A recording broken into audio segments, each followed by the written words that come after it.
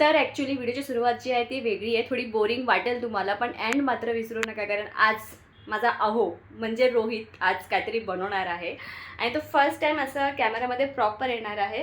So म्हणून मला सांगायचं आहे की please don't miss the end. Starting थोडी बोरिंग वाटली तरी तुम्ही पळवा, पण एंड मिस करू नका. So stay tuned and yes, welcome back to my new blog. So finally office सुटलेलं आहे आणि मी निघालेले आहे आणि छान असं वेदर आहे बाहेर आणि इथे एक झाड आहे ज्याच्या बाजूला ना खूप साऱ्या अशा कुंड्या लावल्यात फुलांच्या, त्या खूप छान वाटतात. ते तुम्हाला दाखवते. हे आहे ते झाड, आय डोंट नो त्याला काय म्हणतात. त्याच्या खाली बघा ती फुलं.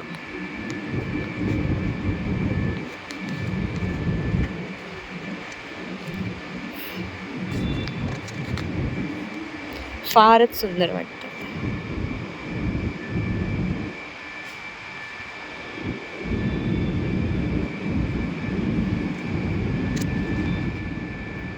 आम्ही असं फिरून जायचो तिकडून बाहेरच्या साईडने, पण इथून आम्हाला शॉर्टकट काढल्यापासून जरा बरं पडतं. आम्ही डायरेक्ट बाहेर पडतो आणि खूप सुंदर रस्ता आहे. तुम्ही आधी पण बघितला असेल, नसेल बघितला तर तुम्हाला परत दाखवते मी.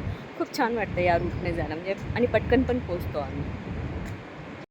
तर बेसिकली हा आहे तो रस्ता जो मी तुम्हाला सांगत होती, जिथे जो हा शॉर्टकट आहे रिक्षा स्टँडला जाण्याचा. आणि इकडची लाईटिंग खूप प्रिटी आहे. तुम्हाला आता व्हिडिओमध्ये प्रॉपर दिसत असेल की नाही, पण खरंच खूप छान आहे. And yes, by the way, Vikhroli स्टेशनला ना तर खूप रिनोव्हेट केलं आहे त्या लोकांनी. आणि हा एवढा मोठा त्यांनी जो घड्याळ लावला आहे ना, तो एवढा क्रेझी वाटतो ना बघायला. ॲक्च्युली मला तो शूट करायचा होता आणि लिटरली पडणार होती मी, बट एनिवेज हे खूप भारी वाटतं बघायला. सो फायनली विक्रोळीला पोहोचले, विक्रोळीवरून कुर्ल्याला पोहोचले आणि कुर्ल्यावरून मग थेट नेरूळसाठी ट्रेन पकडली आणि फायनली नेरूळला पण पोहोचले. ओके, सो मी घरी आलेली आहे आणि फ्रेशनअपसुद्धा झालेली आहे आणि चपात्या पण करून झालेला आहे. अँड आज किचनमध्ये कोणतरी काहीतरी बनवतं आहे. चक्क आज सूर्य दुसऱ्यांदा पश्चिमेला उगवला आहे. कोण आहे ते तुम्हाला दाखवते मी. आज किचनमध्ये आहे माझे husband Rohit Kadam, one and only. काय बनवतोयस रोहित? अंडा पकोडा. अंडा पकोडा.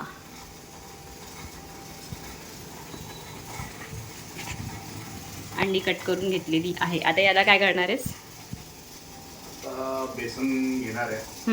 त्या बेसनमध्ये प्रॉपरली डिप करून फ्राय करायची. ओ मीन्स वडासारखं ते. येस. ओके. भजी म्हटली ताई. अंडा पकोडा.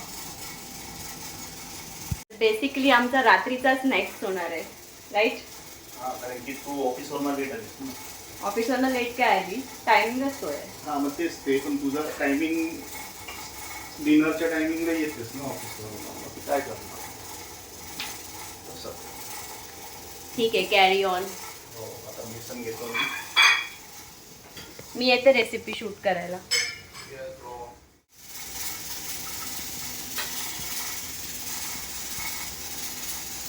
सो रोहित आधी बनवतोय बेसनचं डिप. त्यात त्याने किती घेतलं रे बेसन? 3 चमचे. 3 चमचे.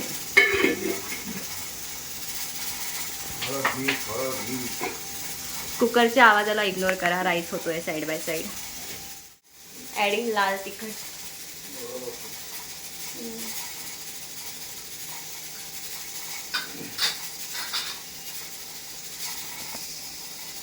हळद.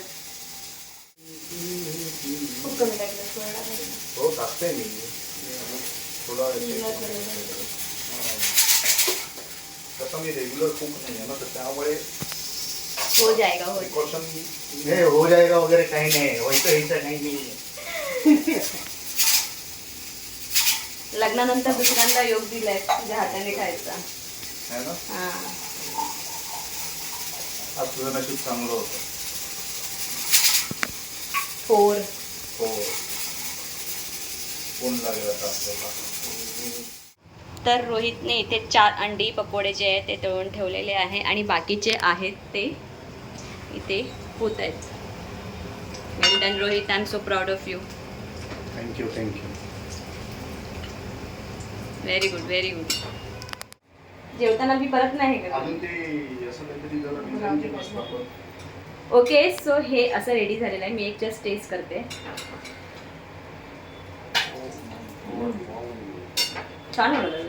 हा, झाले का नक्की? फुल मार्क्स. किती 10? फर्स्ट टाइमला माझ्यासमोर फर्स्ट टाइमला 10 marks. Oh my God. That's it for today's video. हाच होता माझा आजचा छोटासा ब्लॉग आणि आय होप तुम्हाला रोहितची कुकिंग आवडली असेल. जास्त मी नाही दाखवली पण त्याने आज भरपूर छान केलेलं आहे जे काही बनवलं आहे. अंड्याचं एक पकोडा सॉरी. आता या व्हिडिओला इथेच एंड करते. आय होप तुम्हाला आजचा व्हिडिओ आवडेल. व्हिडिओ आवडला असेल तर व्हिडिओला लाईक करा, शेअर करा आणि सबस्क्राईब करा आणि भेटूया लवकरच नवीन ब्लॉगमध्ये. तब तक के लिए बाय बाय. इथे बघून बाय करणार. बाय.